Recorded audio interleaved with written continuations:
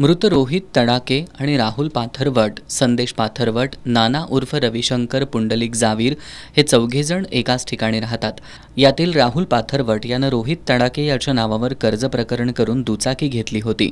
पण राहुल पाथरवट हा गाडीचे हप्ते भरत नव्हता. हे हप्ते थकल्यामुळं रोहितच्या घरी बँकेचे लोक येत होते. त्यामुळे राहुल आणि रोहित यांच्यामध्ये वाद होत होते. काही दिवसांपूर्वी या दोघांमध्ये टोकाचा वाद झाला होता, पण काही नागरिकांनी मध्यस्थी करून हा वाद मिटवला होता. त्यानंतर काल पुन्हा बँकेची लोक रोहितच्या घरी गाडीचे हप्ते भरून घेण्यासाठी आले होते. त्यानंतर काल रात्री 10च्या सुमारास राहुल पाथरवट, संदेश पाथरवट आणि नाथा उर्फ शंकर पुंडलिक जावीर यांनी सहकार नगर DKTE कॉलेजजवळ रोहित तडाके याला बोलवून घेतलं. या ठिकाणी त्यांच्यात वाद झाल्यानंतर रोहित तडाकेच्या मानेवर, छातीवर कोयत्यानं आणि चाकूनं सपासप वार केले. या हल्ल्यात रोहित याचा जागीच मृत्यू झाला.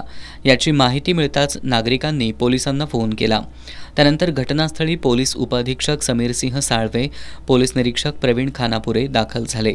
हा खून आर्थिक देवाणघेवाणीतून झाल्याचं निष्पन्न झालं असून या प्रकरणी पोलिसांनी राहुल पाथरवट, संदेश पाथरवट आणि नाथा उर्फ शंकर पुंडलिक जावीर या रेकॉर्डवरील गुन्हेगारांवर पोलिसांनी खुनाचा गुन्हा दाखल केलाय. अधिक तपास पोलीस निरीक्षक प्रवीण खानापुरे करतायत.